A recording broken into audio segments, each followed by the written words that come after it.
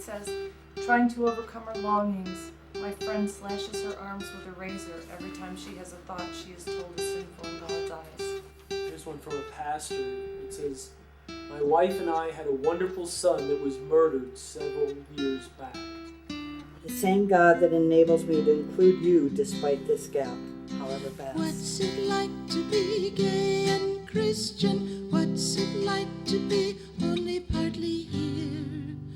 What's it like to be someone different? And not know if all of you is welcome here. I grew up going to church. My position is that homosexuality is a sin. I believe that's something that we can look at in scriptures. I believe that that's something that we can look at through the course of history. Homosexual people have the same rights as anyone else. Their right to live in a tolerant society. Would make everything okay. What's it like to be? My 58-year-old friend Frank was typing his suicide note on his computer screen. Then he walked into his attached garage, put a hose in the passenger window behind the driver's seat, and turned on the ignition of his Toyota RAV4. Over 5 decades, Frank could find no loving God to replace the distant, sadistic one of his Catholic youth. A God that had held arbitrary and unachievable standards. And I want to be very clear. Focus on the family is focused on destroying families that have gay, lesbian, bisexual, and transgender family members. And it has to end. That was buried. Dear Dr. Dobson, Philip and I have a gay son, Jake. We have had fig straw on our driveway, raw eggs in our mailbox, eating paintballs, pepper in the front of our house. Our lamp posts have been broken. We've received many unsigned letters filled with terrible messages. People are taught to hate. People are taught to be intolerant.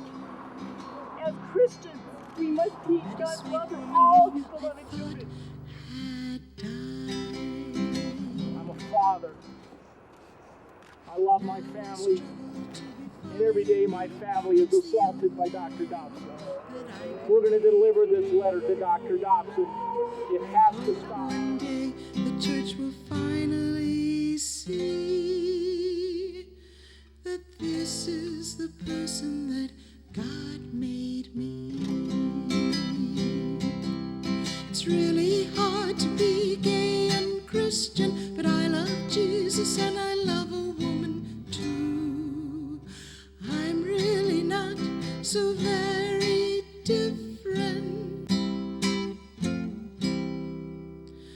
I only want to love, and so do you.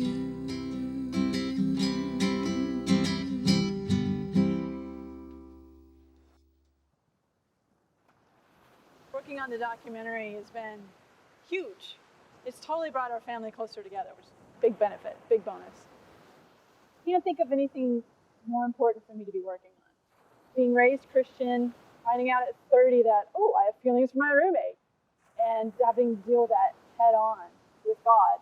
It's just intense. What I found interesting since we started interviewing people is that your story is so relatively easy compared to some of the things we heard. Totally. It's really sad. It just pales in comparison. So what do you think was the thing that clicked for you that made you be able to accept being Christian and gay? I think it was this poster that I've had ever since I was like 5. It said, God don't make no junk. I mean, I started out feeling guilty at 12 years old at the National Boy Scout Jamboree in 1953 because I had a crush for the first time in my life on my tent mate, a boy, Daryl. Gee, he was cute. Little short pants. Why would I have a crush on him? I said to myself, but they were all talking about girls. I wanted to be with Daryl at 12.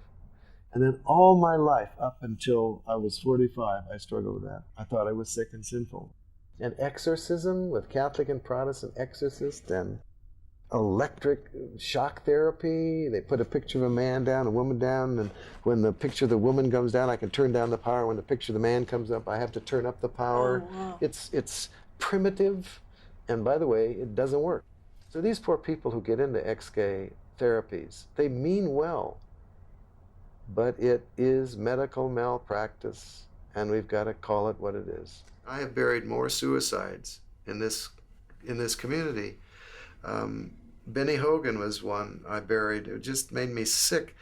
The Christian Coalition decided to put the name of every young person who was found in a park suspected of being homosexual in the paper. So the Christian Coalition put his name in the paper, and Benny Hogan saw his name. They fired him. His family rejected him, except his brother and sister-in-law. And he hung himself on Pride Sunday in his grandmother's garage. And his brother and sister-in-law, who loved him, came to me and said, do a funeral on the steps of that newspaper. So we held a memorial service on the steps. But these kids like that who come out with no support, man, it's hard. How do you think the people who chose to put those names in the paper felt when they learned of the death? Satan took over in this man's life, they think, when a gay man kills himself. They say, see, that's the consequence of sin. And they never once think that's the consequence of my rhetoric towards that person, condemning him, condemning him, condemning him. They never make the connection. We had one suicide kid who found out he accepted his sexuality until he became a Christian. A few months later, understanding from the Bible that you can't be both gay and Christian, his suicide note addressed to God read, I don't know how else to fix this. Oh, wow. So, to me, these bibliolaters, these misusers of the Bible, cause directly suffering and death.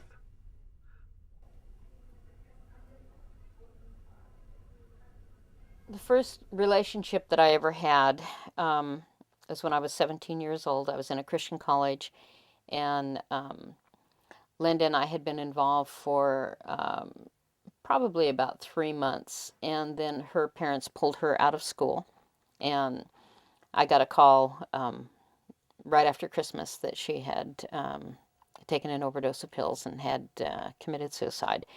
My reaction was one of total devastation. I tried to commit suicide myself, and luckily did not succeed. But, tell me a little bit about what your books are about. The book actually deals with a lot of different issues, you know, not just that I was gay and woke up straight one day, but, you know, the whole process of how I was healed, which for me involved a lot of prayer healing and I'll use this term, the deliverance, all of that, but it didn't really take. But what happened was that in the process of becoming straight or whatever I was, I just shut down inside, and so I had no feelings or attractions to women, and that's why, you know, when I would be interviewed someplace and they'd say, you know, you're not attracted to women anymore. No, you know, I'm not attracted to women. I'm not attracted to men. I'm not attracted to myself. You know, I'm just a non-sexual person, which I equated with being then straight. I was too busy to feel, you know, and all of that, you know, fast forward, changed for me in 1991. After about 15 years of being involved with Exodus and speaking at the conferences and traveling and speaking on their behalf, I was speaking at a women's conference on a weekend, and this woman walked in and sat down in the first row, and you know, it was just kind of like all the feelings that I had tried to suppress for all of those years just rose to the surface. Actually, she came because a friend had brought her because she needed to be counseling with me because she was a married woman and had been going through a divorce and had some children, and she wanted to talk to somebody who had been there and changed. And, you know, here I was. So we began counseling, and that lasted for about a month. And then we got involved with one another, and I spent 12 and a half years with her. So Well, I had fleeting thoughts in high school that, oh, maybe I'm gay, but I just denied. I mean, I just totally, that was too freaky for me to acknowledge. And I had grown up in a fundamentalist Christian church where gay people were, the evil people out there with the agenda. So to come to a place of recognizing that I had homosexual feelings was pretty scary for me. I mean, it just really shattered my world in a lot of ways because I had done everything so perfectly. And I started seeing a counselor at the Bible college and was pretty angry at God because I felt betrayed by him. I spent all this time trying to serve him and do the right Christian thing, and I felt betrayed by him for having these homosexual feelings. Our theme this month is connection. And my topic today is the same thing connects us all. I grew up very fundamentalist, Pentecostal and Church of God in Christ in Los Angeles. And it's they're also known as the Holy Rollers, very hell and brimstone kind of people. And I heard from the pulpit continuously that homosexuality was an abomination. And it was really, really tough. At the time, not only was I hearing this from the pulpit, but legally speaking, all the sodomy laws were still in full force. And the American Psychiatric Association had not yet changed its mind. So homosexuality was this perversion, and you were a psychopath. So you're a sinner, a criminal, and a psychopath. I didn't feel like all of those. And it really sent me on this deep search. It's like, talk to me, God. Talk to me. If I'm that god-awful person that they say that I am, I want to hear it from you. Because that's not what I'm feeling. I'm not feeling, like I'm condemned. I'm not feeling like I'm damaged goods. I'm feeling like you love me and like you have meaning and purpose for my life. So if you think something else, like, you got to tell me that. Even before I knew the word gay, I always had this vision of being able to be free, of being able to be grounded, open, accepted, loved, supported. I saw it. I just saw there weren't any images. It was a frightening place to be in, not ever having seen like two women ever, not a love song, not a fairy tale, not a photograph, not a story, this profound invisibility that could lead to a tremendous sense of nobodiness. Just something inside said, you can and you have to. And I remember having a conversation with my mother about that one day. We were screaming and yelling at each other. It was about 3 a.m. We fought every single day about my being gay for years. And I remember screaming at her, I'm gay. What do you want me to do? What do you want me to do? It's like, if I'm who you want me to be, I'm going to die. I will die. And I remember she just looked at me and she said, that would be most unfortunate if you died. Anna came out to us in a letter in December of 1988. It said that she had fought long and hard to be comfortable, and now she was comfortable with women, and she said she wanted to be gay. And as I look back on that, I think she had a certain amount of internal homophobia and had a pretty hard time coming out to herself. And of course, my reaction and her dad's and the rest of the families didn't help any of that. She went into counseling, and then I got a letter from her in August of '96, just cutting off all contact with me. She said that I had done colossal damage to her soul with my shaming words, and that if I tried to call her, she'd hang up on me. If I wrote to her, she'd return the letters unopened, and that she did not want to and did not have to forgive me. And that's how it ended. There was no reconciliation. The next phone call I got was saying that she was dead.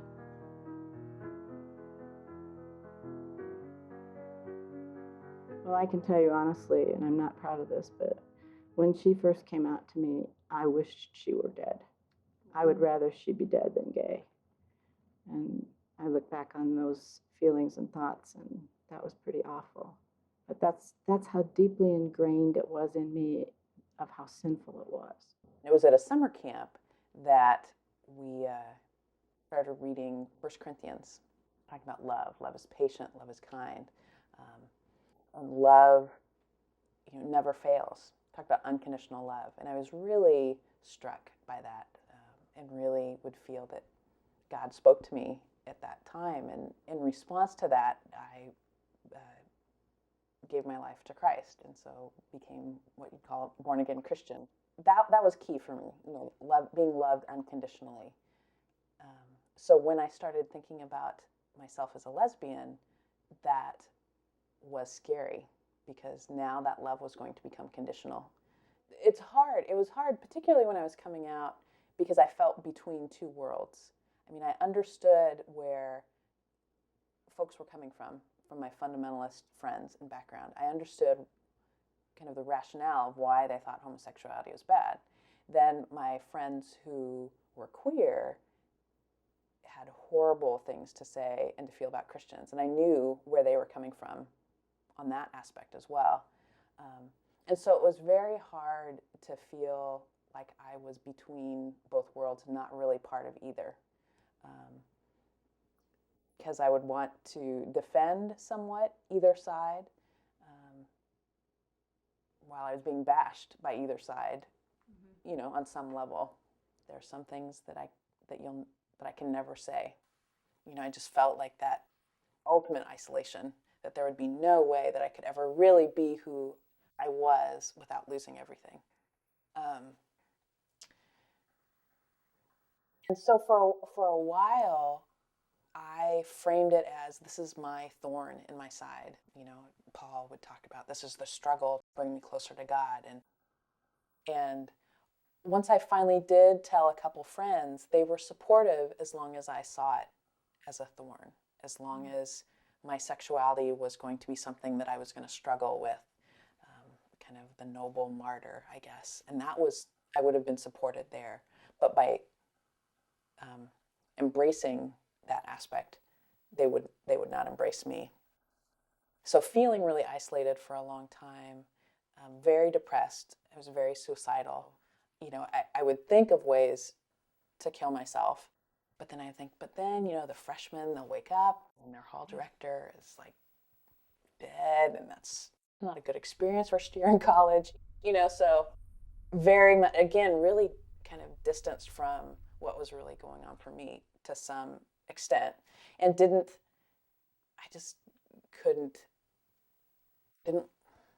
really process all that, I guess. It was interesting, one friend that was very, very close, who I've had over the years, who I had made within a Christian community. At one point, she said, "You know what, I would rather have you be alive than dead." So, if you're going to stay alive because you fall in love with a woman and that's going to keep you around, let's go with that. For her, people would come up and say, "Oh, you're still friends with Laura. How's your walk with God?" Very much like by association, then she must not be a true Christian or walking with God, because she's still connected to me. Because what is righteous in that view is to cut someone off completely. I remember in the 9th grade, I was in a group counseling program that had come to my junior high school. And I remember saying that I just wanted to die. And that's the way I used to feel as a kid. For years, just wanted to go to sleep and not wake up. It was too hard. It was too much to deal with. I remember being in the 6th grade and seeing a girl named Amanda, who I'm still friends with to this day, and said, God, I better marry this girl. I better find myself a wife because something's wrong. There's something that's not right here. There's something that's different about me. And feeling so sad and so disconnected, and never said anything to anybody. Coming out the first time, I think, was probably the hardest. And I came out when I think I was in my late teens or early 20s. It wasn't like one day like in a TV movie with Marlo Thomas and, you know, I'm gay and then you fall in love with a doctor and everything's, you know, fabulous. It didn't happen like that for me. I told my mom when I was in my early 20s on a birthday celebration lunch, I said to her, you know, I think that I might be bisexual. And that's what I thought I was at the time, because I was lying. I was afraid to tell her. And my mother said, what do you mean? You know, I said, what do you mean? You know, she says, well, have you ever had sex with a guy? I said, what do you mean? She said, well, what do you mean? What do I mean? That's what my mom said. And told my dad. My dad didn't have as much of a reaction, though I thought it would be the other way around. Because when you're in the closet, you can't really see anything. Because you're standing behind, you know, the leather jacket and the shirts, and you're standing on the shoes, and the hat boxes are up there, and everything. So you can't really see what's going on clearly. So you think you know everything when you're in the closet. You think you know exactly how people are going to react. And I was exactly wrong. And then in '93, I came out on the Geraldo show. I remember in Kansas City, Missouri, I was picketed by Reverend Phelps. I've been picketed 4 times by Reverend Phelps, so I'm really popular. And when I was in, I think it was Tallahassee, I think that's where I was doing a college, I believe, and he came with his whole troupe. And I remember this was the first time that I really looked at the signs, and I saw this little girl, she was probably around 8 or 10 years old, carrying a sign of a stick figure having sex, 2 guys having sex, which to me is child abuse. It's a form of child abuse. I think it's really inappropriate for a child to be handling that kind of material, whether it's a stick figure or a real person. I came out about 5.5 years ago. At the time I came out, I was married, and I was on staff in a very conservative Episcopal church in the Denver area. And when I came out, I realized I'd been there my whole life, but I hadn't allowed it to come out. I kept it suppressed down deep inside. And I met Donna at the time, and so I was asked by my church to step down, and what they told me was if I promised to never see Donna again or even be friends with her, I could stay on staff. Otherwise, I needed to leave. And so I resigned at that point in time. There's just so much lost, you know? There's so much compromised, and just to be who you are, just as God wired you to be, and you lose so much. And when people don't have compassion for what other people go through in order to be who they are, they just like become objects. When I was still afraid that I was sick or sinful because of my sexual orientation, I started ghostwriting so that my clients wouldn't be hurt and I could work secretly as a ghost. And my first client, in fact, was Jerry Falwell. I liked him immediately. He's one of the right-wing guys who doesn't take himself seriously. We hit it off, and I flew around his plane. He didn't know I was gay. I thought I was a sinner, so I didn't think I was gay. I thought I was just struggling with that. I wasn't practicing anything. I was just longing to love a man and be loved by a man, but I didn't, you know.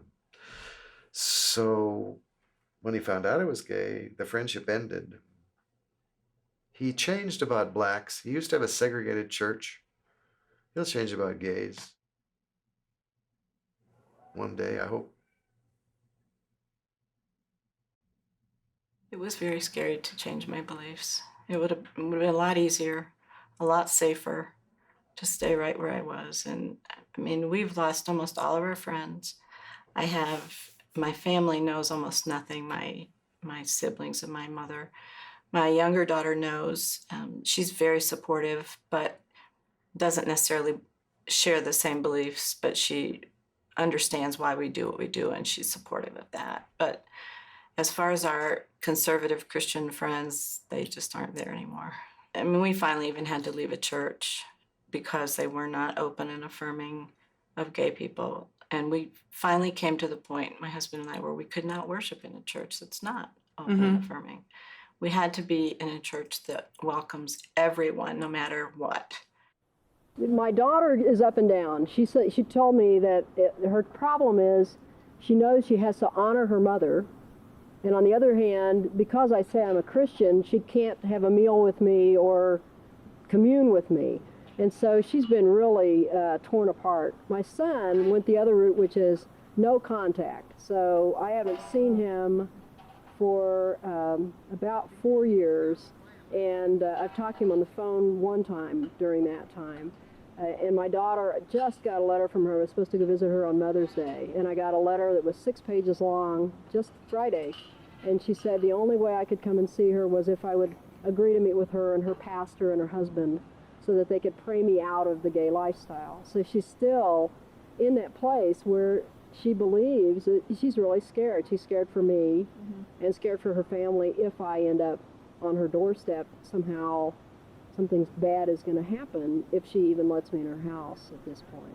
There's been a lot of sadness. I mean, I wrote to my daughter after getting that letter, sent her an email and said, you know, I'm still going to love you, but I'm really sad that I won't get to know your children. I mean, I love kids.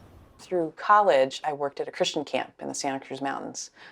Really key to my development as a person, as a woman, as a Christian. And it was hard after coming out to feel like if I knew this part of myself then, I would have never had any of those experiences because I wouldn't have been allowed to be part of that. And many of those friends really turned their backs on me once I did come out. So it was really hard trying to struggle, how do I make sense of who I am now and who I am becoming with who I used to be? You know, that different expression, feeling like I am the same person, but not being perceived. Yeah, definitely. And had people would talk about me as having a gift of wisdom, and then as soon, you know, having that shift and thinking, what happened there? You know, why is that different now? And for a while, I really put God on the back burner. I mean, I think it was too hard to try and integrate my sexuality and my spirituality because I didn't have any examples of it at the time. There was a time when my brother was a little afraid that I might be a little too overly zealous about it. And then as the years went on, my brother and I have gotten incredibly close, and he's no longer Republican. So that's a good thing. This time he didn't vote for Republicans because he's really getting the message. And he's realizing that family and history and brotherhood is much more important than all the other things. My sister is another story. I remember when my sister moved back to California from Israel, and she called me on the phone, and I was on the exercise bike in my apartment. And I remember, I think I said something to her, "Are you not going to let me see the kids?" And she said, "No, I can't. Ronnie won't let me." That's her husband. "I could meet you in the park." And I thought to myself, I said, I can't do that.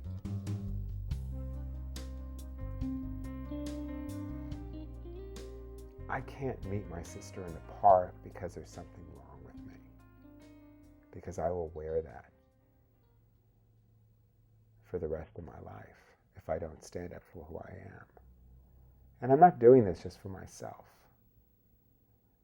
I'm doing it because I have to walk the walk. If I'm going to speak at colleges, if I'm going to be an openly gay person in the media, I have to walk the walk. And I can't just talk about it. And if I did that, and if I took less, and if I lied about who I was, then I wouldn't be able to stand up in front of people, because I'd be a liar. And that's the day that I think that I realized that it was going to end.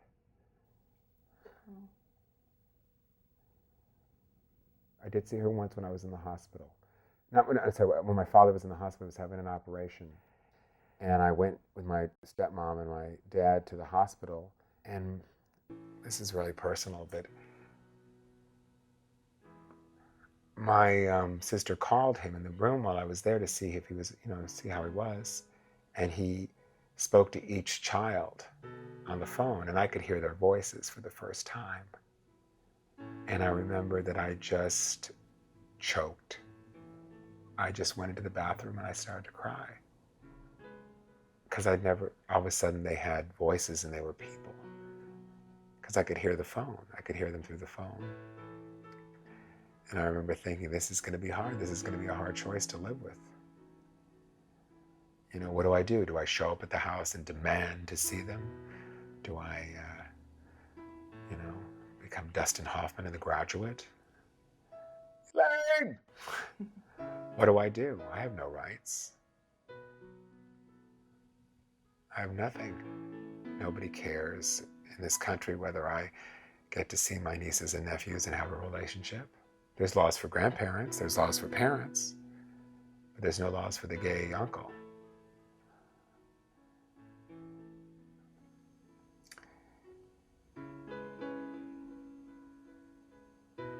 It's just unbelievably painful, and it separates your family, and it makes it very difficult for your parents. But she doesn't realize that, in a sense. Maybe she does realize that that's wrong. She just doesn't care because her religion is more important to her than the people are. Mm-hmm. But I think one day she will regret it. I know that I do. Because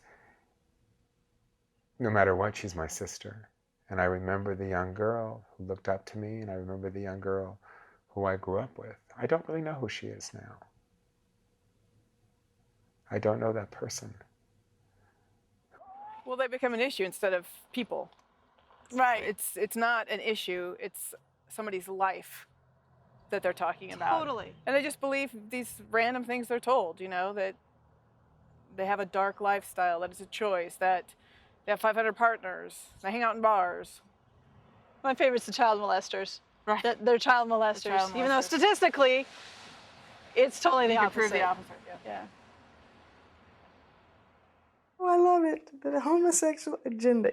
I wish somebody would send me the minutes. Send me the notes. I missed the conference. There is no homosexual agenda. It kind of reminds me of the question being posed to Malcolm X. Well, what exactly does the Negro want? A job. He says, I want the same thing you want. I want a job. I want education for my kids. I want a good home. We want the exact same things. And I guess what's frustrating to me is when we say we want it, it becomes a special right. But if we were not gay, we'd have all of them anyway. What I want is everything I would have if you thought I was straight. That's my agenda.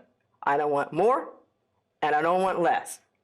But I just want to be able to have the life that I would have had before you started taking things away from me because I was gay.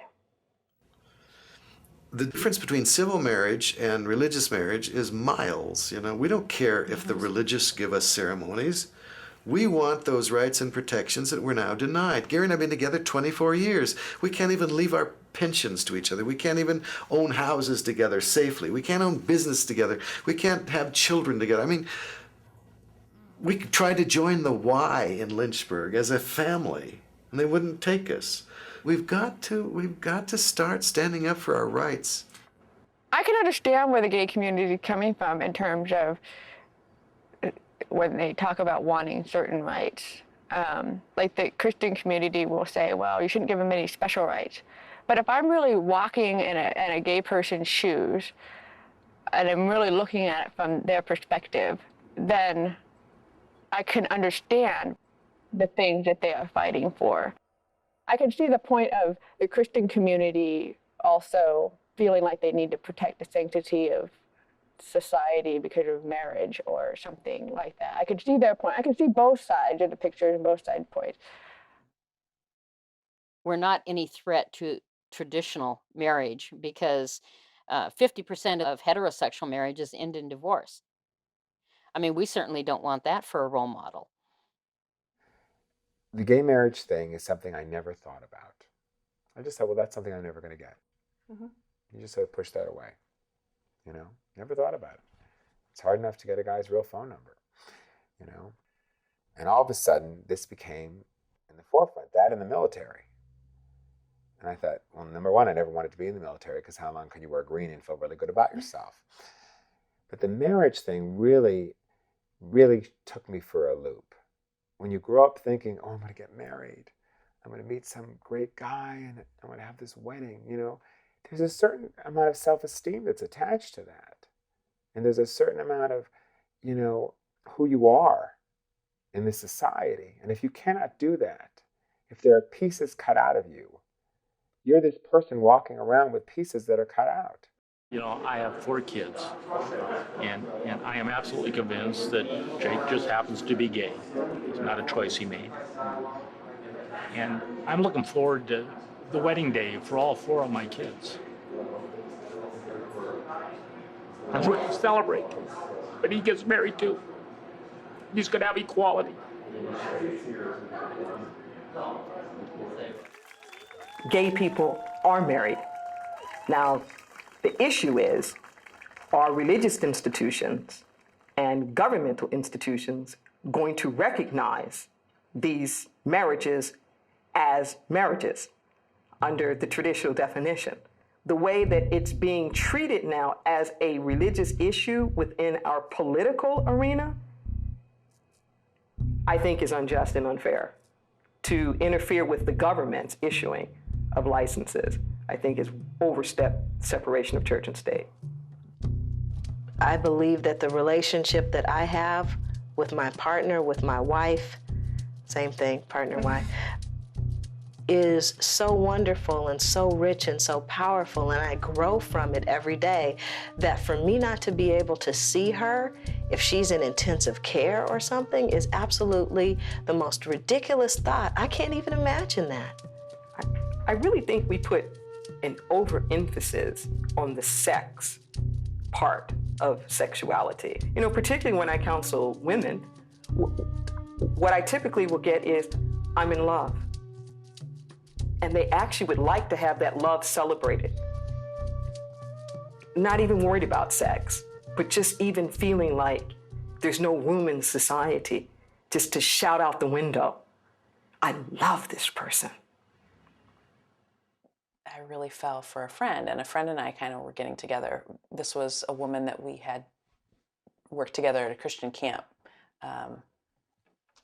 And I had started feeling like, well, if I love you, why is this wrong? And that really started kind of the dissonance for me. Like, why is this so bad? If I love you, if I respect you.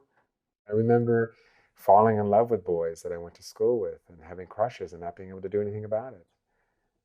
You know, not be able to express myself, not be able to go to my first dance, to have my first kiss, to have a first date. I think it's extremely important for people to realize that homosexuality is not a choice. And especially in the conservative Christian community, who in their right mind would choose something that would invite hatred and rejection and misunderstanding and murder and death? Why would I choose to be gay? What would be the selling point? How could I possibly convince somebody to be gay? What would I say? We have no rights and everyone hates us. Please come along, join us. Live in my personal hell with Madonna. I mean, I don't know. My experience, the way it happened to me, I never knew anything else. I always liked boys. I think the only reason why it would matter whether or not it's a choice is not to the people who are gay, but to the people who aren't. That for so many people, their attitude is, if you can prove to me that it is not a choice, if you can prove to me that this is somehow innate, well, then maybe I will consider treating you well, respecting your families, looking after you and your rights. But if you cannot prove that to me, well, you made your bed, you lie in it. So equality becomes based upon the answer to a question to whether there's really not an answer. I'm still kind of not clear in the depths of my being as to whether or not I was born gay or whether or not it was the environmental experiences that happened with the sexual abuse that caused my leanings to be more toward women. But what I have come to understand about myself is that it really doesn't make any difference. God could have changed it, if he wanted it different, but he didn't want it any different. My desire is for women, or a particular woman now. And that's just the way I am, and I'm at peace with that. There really isn't enough solid scientific evidence to say one way or another if there's a gay gene. And ultimately, it wouldn't matter to me if there was a biological basis. To me, it doesn't really matter why I have same-sex attraction. The fact is that it is, and it exists. There may be other things I need to take into consideration, and that for me would be scripture, which I do see as the word of God, which I do see as truth. What I believe is that in nature, there's a natural variety. That every place that we turn, there's always those little exceptions. Most of the world's right-handed, but you have people who are left-handed. There's always just like slight variations that are there. And I don't believe that if there's any way, shape, and form that there are people who are naturally gay or like naturally not heterosexual, I don't believe that there is a God that has condemned them to loneliness, that there is a God that has condemned them to isolationism. I don't believe that. Now, it's been 12 years since I've been out of Exodus ministry, but I don't know anybody that was involved in my ministry that is still going strong as a heterosexual. And I think what happens is that you can want to please and to be accepted by God so much that you choose not to act out behaviorally. But then that gets confused with, are you really healed, or are you just so dead inside that it takes, an act of God really to ignite your soul, to make you realize, that he created us to be warm, loving human beings. I don't know that being gay is something that somebody would be healed from. I think that we're all created as we are, and there's a lot in us that needs healing, a lot that's broken that can be healed, but I don't think homosexuality is one of those things that should be labeled as being healed. To me, that's like saying, well, it's okay to be an artist, don't paint. Or great to be a musician, just stay away from music. That the whole implication of that, it kind of reminds me of coming out of the closet. It really isn't that people have to announce or come out of the closet. What people do is lie. That keeps them in the closet. If people didn't lie, nobody would have to come out. And when I do exercises, sometimes with my diversity trainers, and put people in the closet essentially, when I ask them just simple questions like, are you married? Does anybody know you're married? Does your boss know you're married? Do your kids know you're married? Does your family know? They laugh because they think that's bizarre. What are you talking about? And then when I asked them, I said, if you really thought that your job depended on nobody knowing you were married, had ever been married, ever around any kind of married people, doing what married people do, like how long do you think you could pull that off, and what would you have to do? And it's always interesting. I say, could you do it for 6 months? A year? Nobody can do it. And it's interesting to me that the closet is always put forth as an answer by people who couldn't be in one themselves. Well, I think there's a big difference between orientation and sexuality. Number one, orientation is who you are. I'm a gay man. Emotionally, spiritually, I'm a gay man. I've had relationships with women. I've had a bisexual life. But I don't choose to have that. That's a choice. I don't choose to be involved with women anymore. I'm too old to mess up someone's life. I mean, I think gay men that do that, I think it's cruel when you really know you're gay and to marry someone, have children just so you can fit into some sort of idea of what other people want you to be. I think if anybody's living a lie, it's always going to impact your family, regardless of what the lie is. And if you are in a relationship that you really don't want to be in, but you're in because you are feeling obligated, then there's something missing. And children are very smart, and children are very perceptive. And whatever that is, it's kind of a magic that keeps two people together, a spark, an intimacy, a romance, or whatever. If it's missing, you know, it's just, it's missing. And there's no way that children will not, in fact, know that. And I think something that parents don't take into consideration is that as kids get older and they understand that their parents have sacrificed their lives for them, for their children, sometimes it makes the children feel guilty. I think a loving household is what's important for the child. That's what's more important than the gender. And really, it's not the gender or the parents that cause the problem. It's the society. You know, it's not like we say, well, gosh, you're an Asian American couple, and there's a lot of racism. So really, is it fair for you to raise a child knowing that they're going to encounter racism in the world? You know, that's not the problem with the family unit. You know, it's the world outside. So many people say, and I thought too, that it was a chosen lifestyle. Mm-hmm. And I have a dear friend, Peggy Campolo, who talks about it, and she says that term, the gay lifestyle, is a misnomer.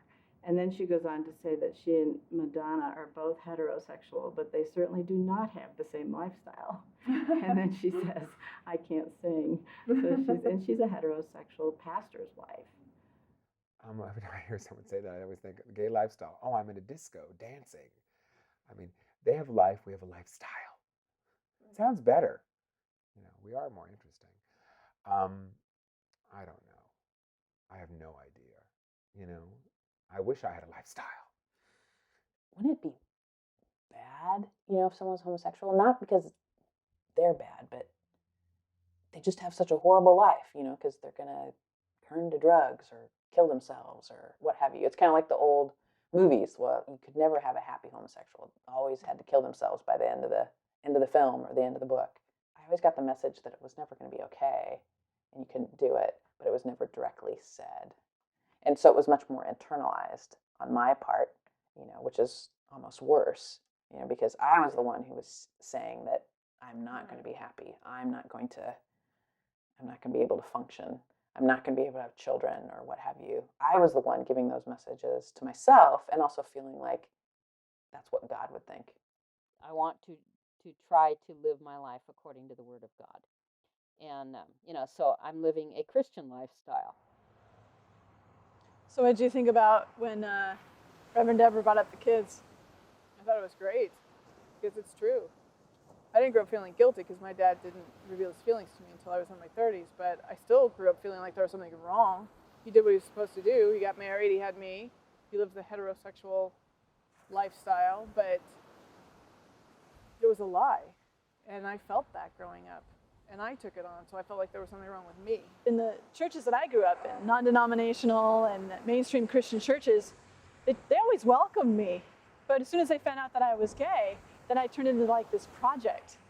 Because in the same breath, they would equate homosexuality with drug addiction, alcoholism, gambling. It's the complete opposite. It doesn't make any sense. It all goes back to the Bible.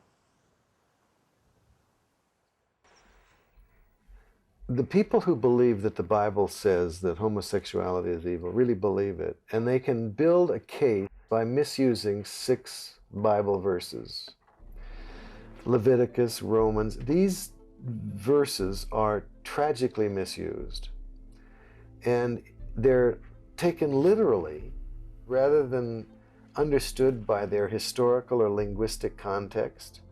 and they're just used to support these ancient prejudices. I think individuals that use the Bible in that way are misguided. And I think they're being, quite frank, naive in their approach and their use of Scripture in that manner. What I did personally is I just began to actually go back to the Scriptures. And I had a friend that had just graduated from Fuller and knew the Greek and the Hebrew, and we sat down and we went through all the Scriptures that addressed effeminate and homosexuality and all of those issues. And I began to see that what I had been doing for so many years was parroting all of the things that we had been taught as we met together as a group of Exodus ministries. Everybody teaches the same thing pretty much. Romans chapter 1, says that, it's homosexuality, which I've since found out, that term is not even in the original Greek. I think introducing the word homosexual to the Bible was a travesty. And I think it has pure, doctrinal motivations. I find it absolutely unnecessary to do things like that to the Bible. Because that idea of homosexual, it's not in the Bible. So it's an overlay. It's like a modern day overlay. So it's being inserted in, injected in there. And I find only in ways that are self-serving. I don't really have much problems with people having their own interpretations, but I think it's dangerous to go back and change the text, to actually change the text into our language or our constructs today. I think it's fine if you want to apply something from Scripture into modern day, but to go back after the fact? I just read something on an ex-gay website, and this is a paraphrase, but it was like something about God would not allow man to change his word. Like that could not happen in the Bible, the words of the Bible. Well, go to a Bible bookstore. I mean, there are so many different versions of the Bible. I mean, it's incredible. If you were to even just do the evolution of the Bible from Hebrew to Greek to Latin to English, and then all the different English versions and whatnot, Old English, Modern English. I mean, people are constantly changing it. My favorite Bible is the Hebrew Greek Interlinear Bible. It's Hebrew, Greek, and English. In that particular Bible, they have the Hebrew and the English, and then the numbers are coded to every Hebrew word. It's coded to the Strong's Concordance and the Strong's Dictionary. And so you can actually look at this, every single word in the Bible, and you can go and look it up in a dictionary. And what I have found is that the English language is so incredibly limited. There's a verse in 2 Timothy that talks about all scriptures inspired by God, and it's useful for teaching, rebuking, training in righteousness. I think that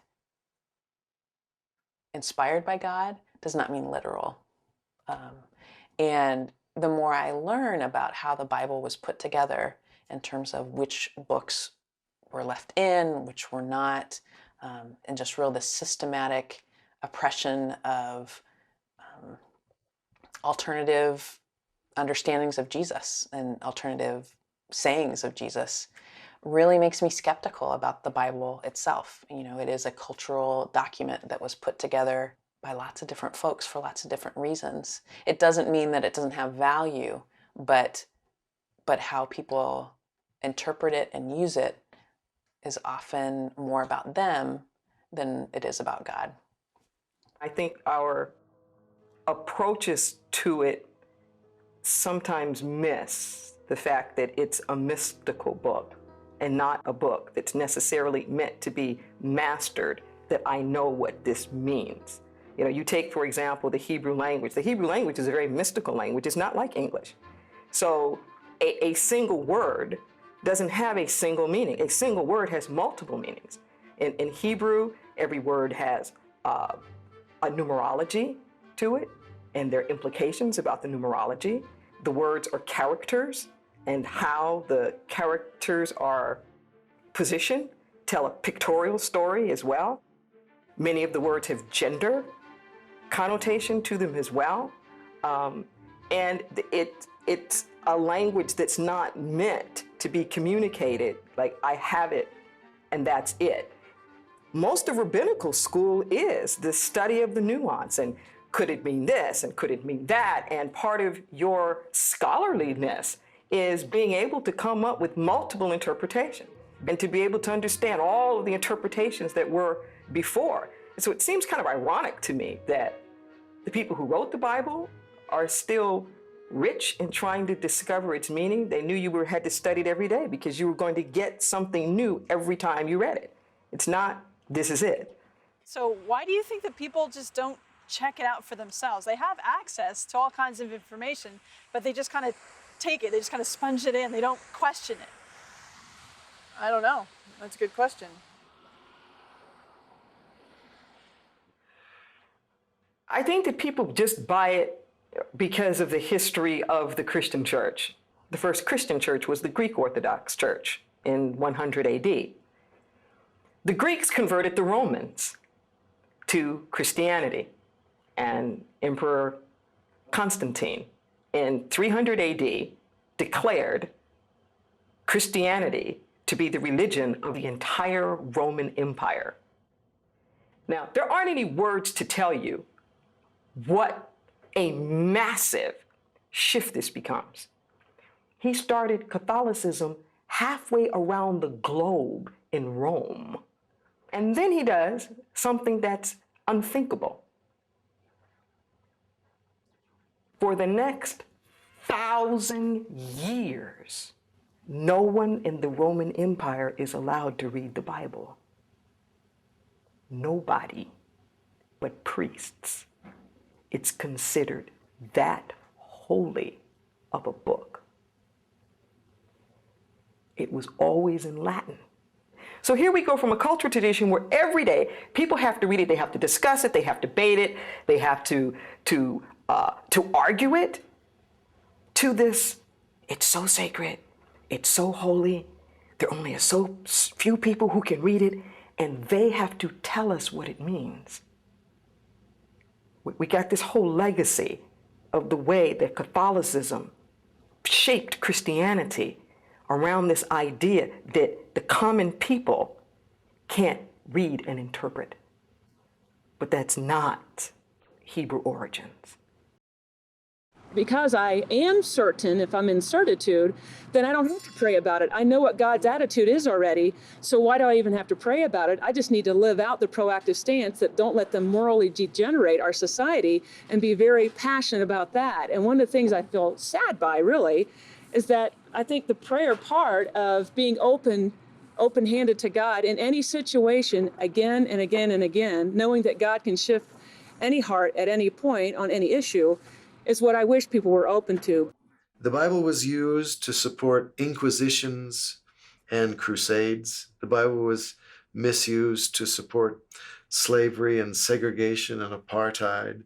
The Bible was misused to keep women in their place and children in the factories. The Bible has been misused for centuries.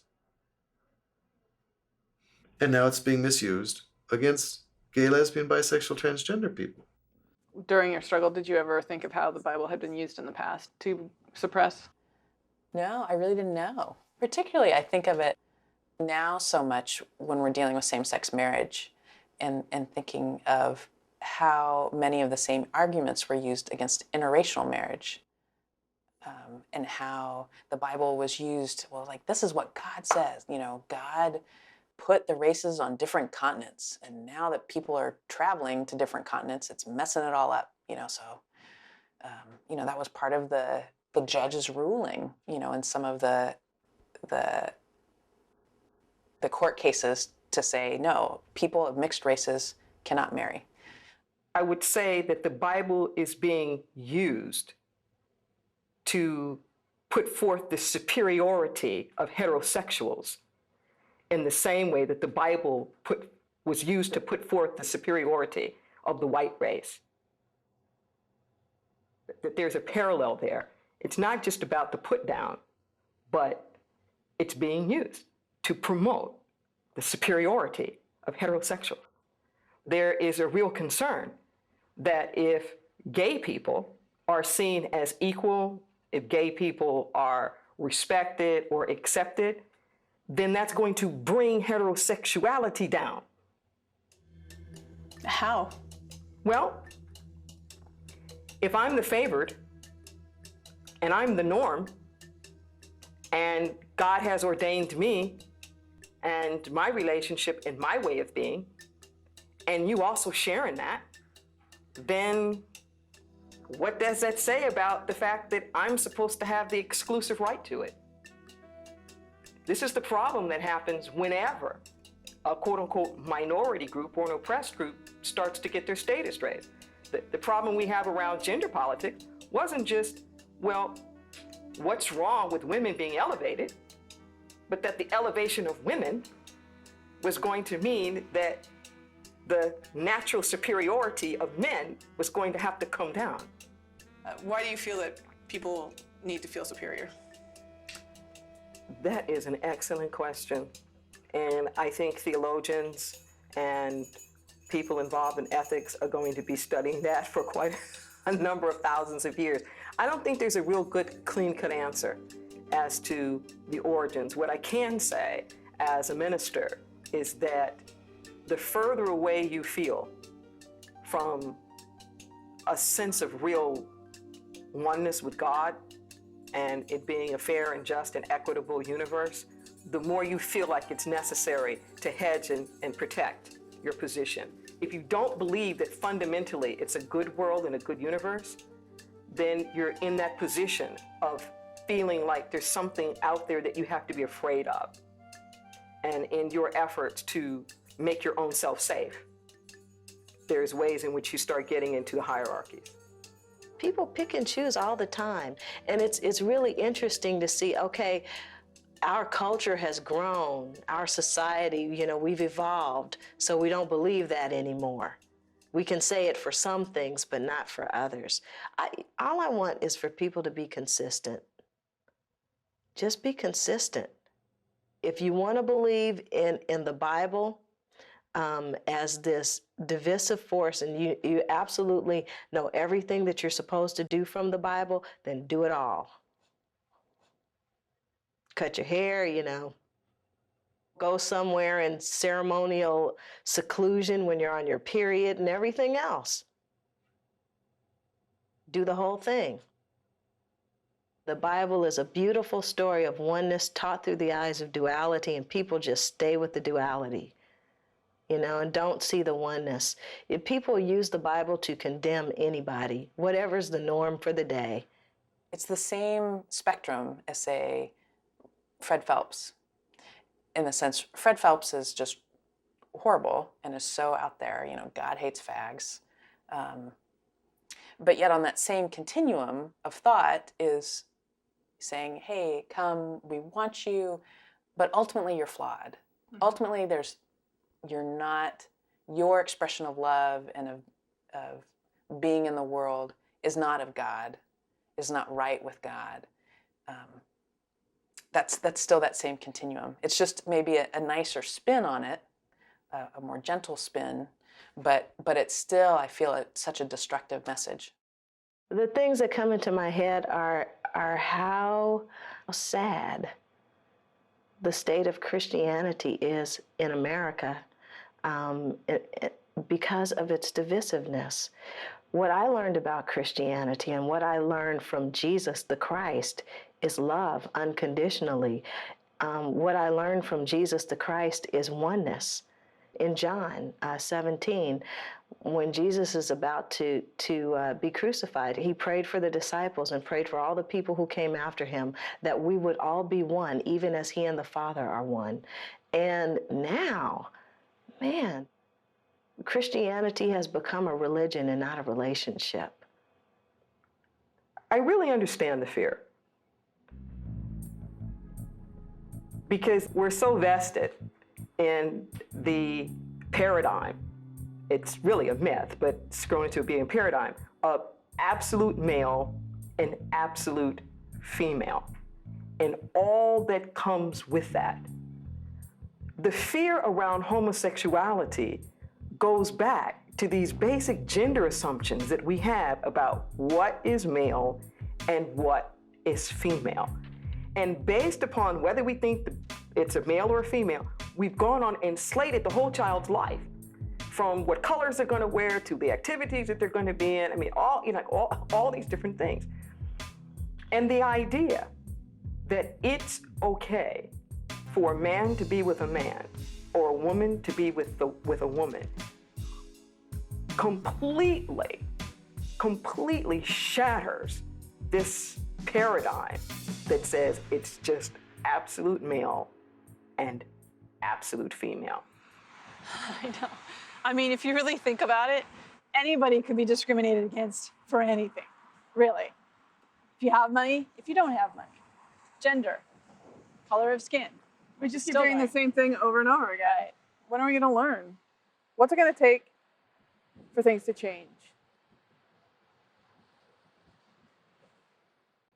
You can only oppress a people for so long, and the tide changes. Is it tough and difficult in the interim? You know, yes. But part of this is gay people themselves getting over their own internalized homophobia. If every gay person in the world just stood up one day and said to everybody around them, hey, I'm gay, a lot of this stuff would be over. Polls have shown time and time again that those individuals who report being most likely to vote in favor of some anti-gay legislation always say they don't know a gay person. Everyone knows someone that's gay. Walk out of your house, go have your hair done, go to the cleaners, go to the theater, go to the police. There's always someone there that's gay. I think it's really important to be out and for people to know that gay people come in all different shapes and sizes. And I think it's important to see people's different experiences and share your hope and your sadness and your success with other people. And let them know that they're not alone. That's the most important thing for me. I mean, I used to bring my grandmother, a 90-something-year-old woman, to parties and everywhere. I brought her everywhere. My grandmother would say things like, everyone here is either black or gay. Then she'd sit down and, and she'd realize after a while that they weren't the black people, they were the people. Mm-hmm. And she changed. You can teach an old dog new tricks. Part of the danger that I find is when we get into any sort of theological practices that inherently promote separation. The way to healing is to move beyond that separation, to move to that place of oneness, that reconciliation. Oneness with God, oneness with other people, oneness with your own sexuality. And I think if we can get there where we feel God as a creator, not a judge. I was never told homosexuality is an option. I was told homosexuality was a sin. So they're not accepting homosexual orientation, they're accepting sin. So they perceive it as I would have to be giving my life over to sin, rather than I would have to be accepting the gift from God and living it. I don't argue these points, and I have a doctorate in religion. Why? Because they're not listening. They don't care about the evidence. They're blindly loyal to a fundamentalist creed, and they'd rather judge their children than to look more closely at those texts. In the name of family? My advice to other parents is to love your child unconditionally, no matter what, no matter who they are, what they do. One of the things that happened with Anna was that after all of this transpired, my love for her became conditional. Anna tried very hard to help me understand. She gave me a book called Now That You Know and asked me to read it, and she wrote in the front of it and said that she really gave me a lot of freedom. She said, I don't expect you to agree with this or even change your beliefs, but maybe if you'd read it, we could talk about it. Well, I did read it. It was horrible for me to read it, but I did read it. But I never initiated any conversation with her about it. We never talked about it. I was so closed.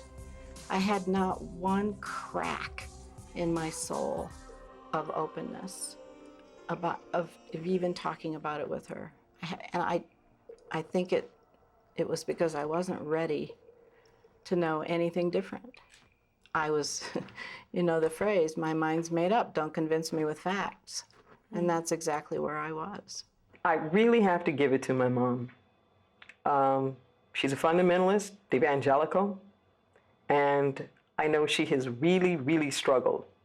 She's president of the Women's Christian Council most of my lifetime. But my mother is really a Christian. And it's interesting to see how her Christianity was part of what was making it difficult for her to be able to embrace me. But it is her Christianity that's also opened her heart to be able to embrace me. She's not going to be one to try to hurt or harm people psychologically, physically, or in any other kind of way, because she does believe that God loves everybody and that God has given her a mandate to love everybody. You know, when I first came out, Mom was definitely worried that I was going to be hurt. You know, she wants things to be easy. She has really come a long way. And I know also for her that she really feels like I'm still alive because of Rachel, because of my partner, that I would not have made it if I had to go through this all alone. So she's very appreciative of Rachel in that way. All parents need to do what my parents did. If their son or daughter comes to them and says, I'm gay or lesbian, they need to spend that time educating themselves, looking at this issue, not relying on what they've heard in the past, because so often they're prejudicial views.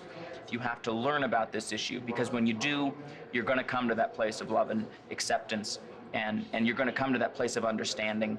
But if you don't allow yourself that opportunity, you won't. And I don't get the parents that don't afford themselves and their families that opportunity.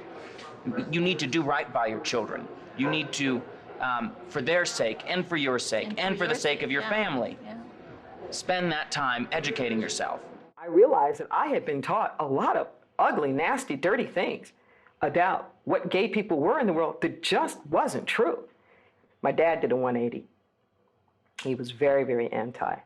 And he was ready to go the medical route to try to like cure me, you know, fix me. But much to his credit, I can say he's a real scholar. And he studied, and he studied, and he learned. And actually apologized to me. And said he realized that it's just the way that I am. And that he was really sorry. And so his position is that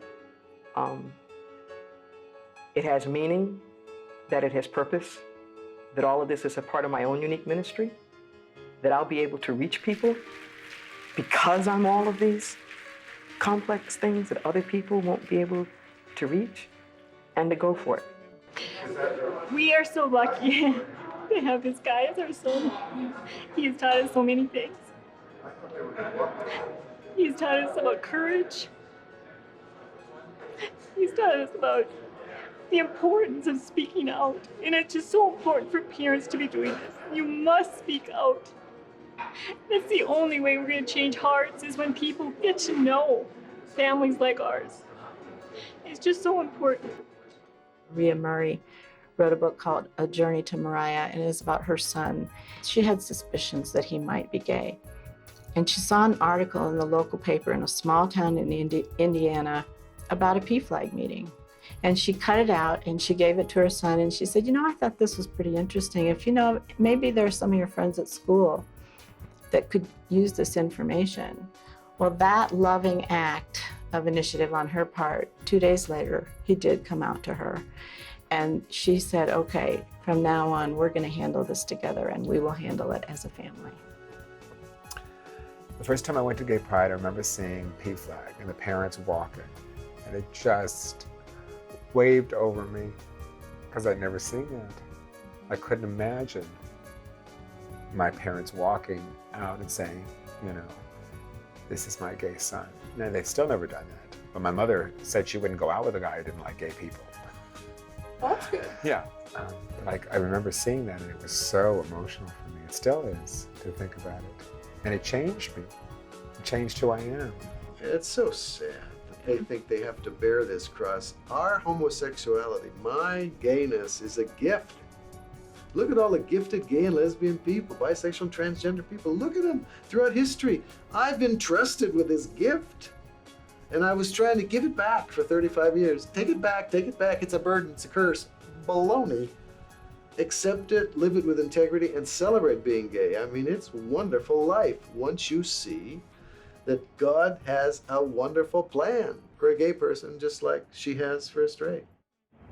But for the innocent, lonely soul, don't force yourself out of the closet to people who are going to reject you. Come out to people who are going to accept you. Get a kind of support group. Call the hotline, call the PFLAG hotline, call the suicide hotline, whatever. The hardest part, though, I think for kids is to take that step. They're so wounded already, and they're so afraid and so scared that they don't know where to turn, and to pick up the phone and make the call is really tough. If they're involved in a conservative Christian church, don't go to your pastor. That's not going to work. But I would say to a kid in junior high, in grade school, junior high, or high school, talk to a guidance counselor. And believe it or not, you can go online, and there are gay straight alliances, I think, in just about every state of the union, but California has the most. That's a wonderful, wonderful resource. They're probably going to have to go outside their family, especially if it's a conservative Christian family. And of course, there's a lot of information available on the internet, and my husband and I have about 1,000 surrogate kids all over the country, so people email us a lot. It was really actually through the academic process and through graduate school, really kind of discovering my big T truth, the truth that God created all people with worth and dignity, and created people with gifts and challenges and things to bring to the world. And what I feel like our goal is as people is to find out who that is. Who have we been created to be, and to be that person more fully. When you do come out, there can be some very difficult days. Like I lost all my clients. I lost years of filmmaking and years of television production. Nobody would hire me. Nobody would let me write books. My books and films came off the shelves of the churches. It was a difficult time, but I wouldn't change that time for anything, which is your point, that you come out and you're on your way to finding out who you are. Right. And in finding out who you are, you become the more creative artist or the more creative painter or the more creative liver. Mm-hmm. And so, no, please come out wherever you are. I definitely lost some friends and family, but I gained so much more. I would, if someone said, well, could you switch it? I wouldn't want to because that's like saying, be someone else. I've learned to love myself so much more deeply and love other people, and also to love God more.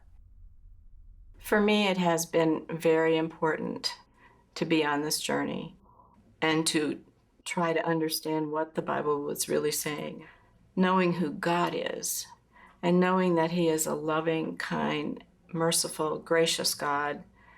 How would He ever condemn people to hell just because of who they are. It seems like those who have reconciled homosexuality with Christianity went straight to God, and they worked on that relationship, which is what worked for me. I just thought to myself, I'm going to go to the being that created me and take it from there. Well, I feel really lucky because I didn't really even have a struggle. I had been surrendering my life to God for so long that by the time I started having feelings for women, it was like a natural progression. It was a gift. It was a gift, yeah.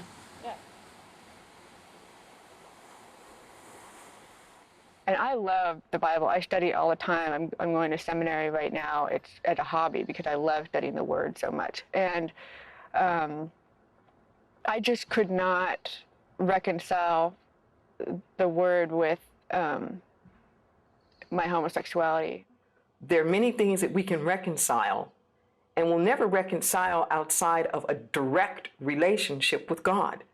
You can't find God in a book. That has to be a real heartfelt space. And if we all are prayerful enough, then something happens in our heart where we're much more compassionate and we're able to see things that we couldn't see before. And everything doesn't become so absolute, cut, and dry. I spent a lot of time asking God when I was in the process of trying to figure all this out if I was on the right track. You know, are you sure this is what you want me to believe? Are you sure you want me to change my beliefs? And I had a lot of times like that where and it was so interesting because every time I asked that question, something would happen that would affirm that I was on the right track and that this was what God wanted me to believe.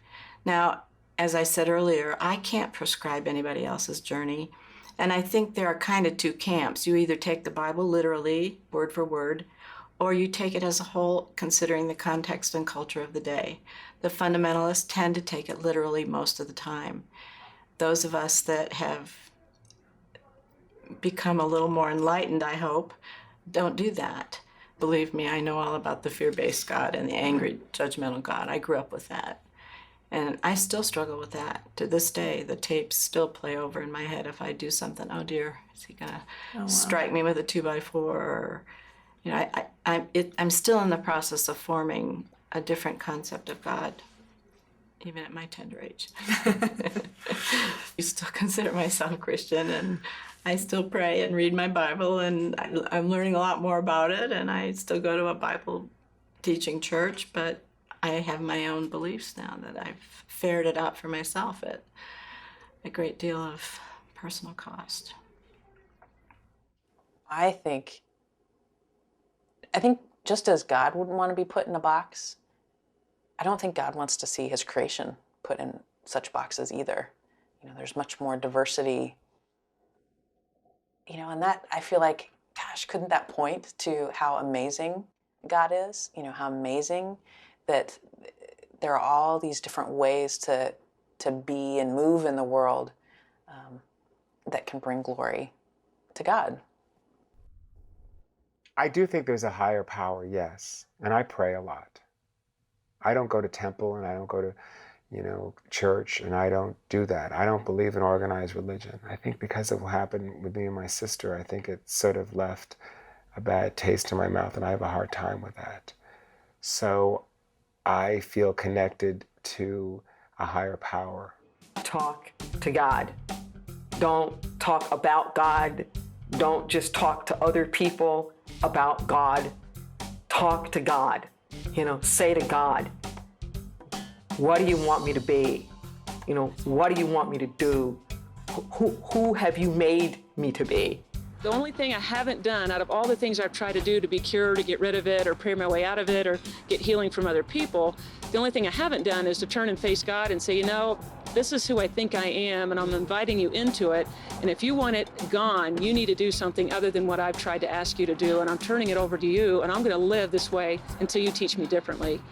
I was a little bit afraid saying that because I thought, well, if everything I've been taught is true, something dramatic's going to happen here. And if everything I've been taught is not true, then what's going to happen is this is going to be the most freeing thing I've ever experienced in my life. And hopefully it will take me to deeper places spiritually that I've never experienced before, too. I believe the only way to God is to God, period. And I want people to connect with God. I want people to connect with that divine essence that is so beautiful and so rich and so all-pervasive that you can't miss it. And I don't care how you do it. Jesus is my teacher. I have no problems with Jesus whatsoever. Just get to God.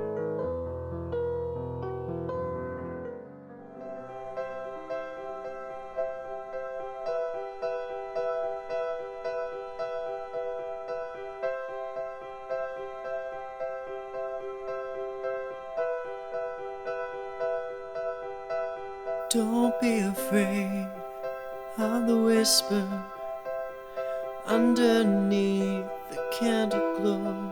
Don't be afraid to notice someone outside your world. And all of us want something, the same goals and dreams. And don't we all want light and peace, where all can be free? Listen to the whisper throughout the darkest night. Listen to the whisper. Step into the daylight. Sometimes hidden meanings hide. Double lives cross our path. Should we be the ones to judge, never looking back?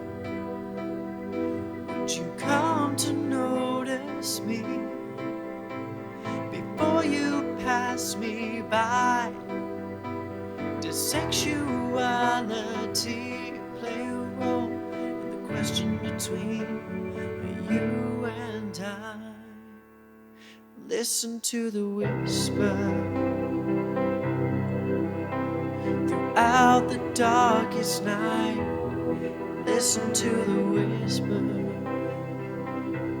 Step into the daylight. Listen to the whisper. Listen to the whisper. If we listen to the whisper.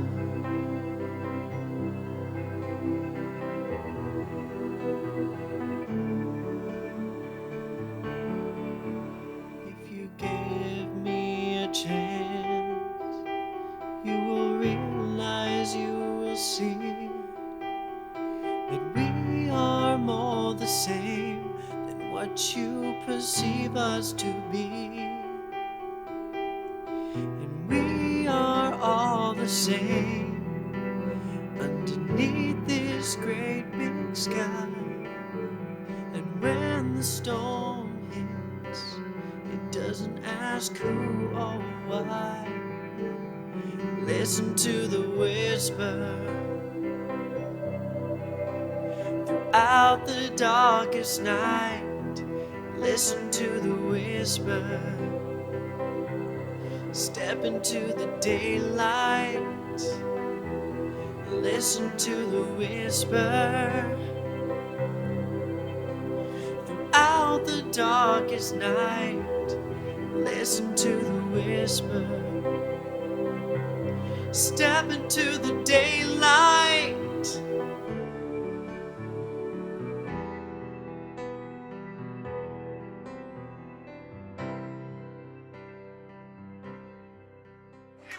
Come on, it's the year 2004, straight people. If you let us marry each other, we'll stop marrying you.